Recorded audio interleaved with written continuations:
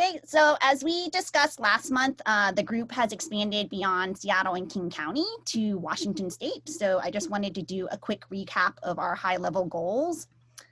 So in Seattle, we continue to support the Decriminalize Seattle and King County Equity Now asks to defund the Seattle Police Department by 50% and reinvest that money in community-led health and safety solutions. In addition, we still continue to monitor the progress of the Police Guild contract negotiations. In King County, we're going to be plugging into the Charter for Justice campaign, which is going to be trying to pass charter amendments in November that will put more justice into the King County Charter. So our specific focus will be on a set of 4 that are foundational to meaningful police reform at the county level.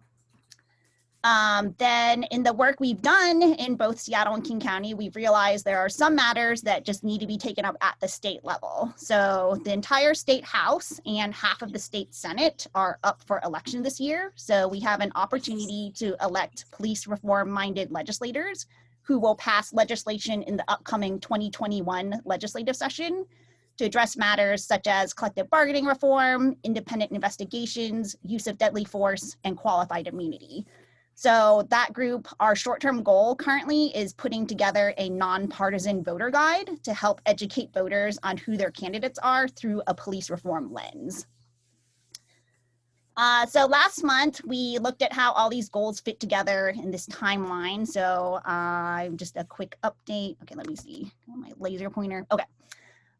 So in Seattle, the 2020 budget rebalancing was passed by City Council, but then subsequently vetoed by Mayor Durkin. So our work continues. The mayor's veto, there's an opportunity for the City Council to override. It looks likely they're going to be taking that matter up on September 21st. And then shortly after that, the next round of budget talks for 2021 will start up. The mayor is expected to transmit her proposed 2021 budget to council by September 29th. And then, yeah, the SPAW contract negotiations are still ongoing. We're going to be trying to keep an eye on what happens with that. And then in terms of King County and the state, we are now only 51 days until the November 3rd election. So as you can see, we have a lot to do before then. Oops. Okay, so the subject of police accountability and police reform, I think, can be a bit overwhelming. So in some of our earlier meetings, we found it helpful to think of how different proposals fit into this spectrum of solutions.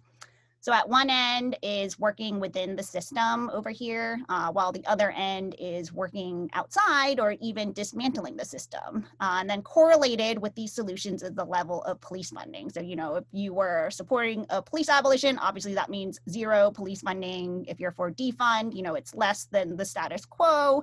And then there's, you know, some people who even are proposing, well, the police need more funding. So, you know, when I think about the funding, you know, it's often stated that budgets are a reflection of values. So, you know, you can think of how much money we budget for police as reflecting the importance we place on what they do. So we recognize that folks are joining us who want to work on different solutions along the spectrum. So in terms of the goals that I talked about earlier, this is how it fits in. So, you know, if you're interested in working on defund the police, which is shorthand for taking money from the police and reinvesting it in the community, then Seattle is the group you want to work with right now. So also in Seattle, our work to monitor the Police Guild contract, the consent decree, and the implementation of a robust accountability system falls under policing policy changes. And then the current work at King County, as well as at Washington State, those all fall under policing policy changes.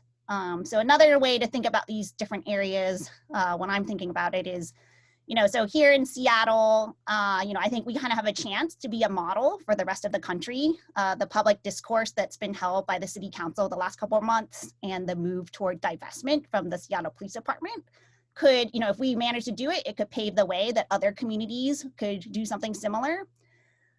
In terms of King County, I think this is, I would describe maybe as like a neglected area.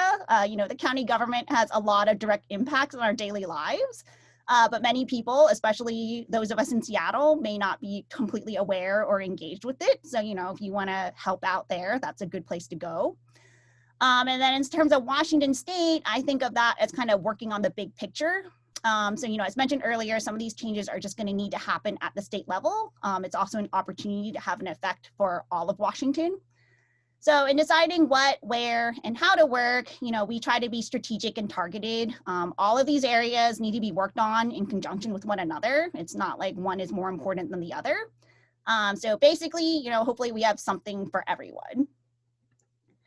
Okay, so speaking of something for everyone, we'd love to have you all get involved. So first, everyone is welcome to participate in the group, and this can be at varying levels according to your availability, interests, strengths, and passion.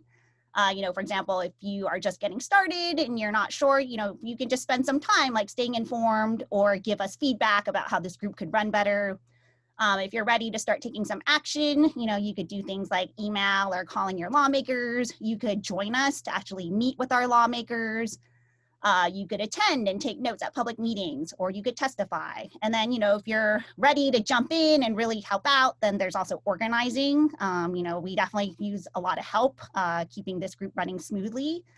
And then, if you have connections to other like-minded groups, it would be great to share resources with one another. And I think, so basically, just jump in, figure out what you're good at. If you don't like something you signed up for, then stop doing it and try something else.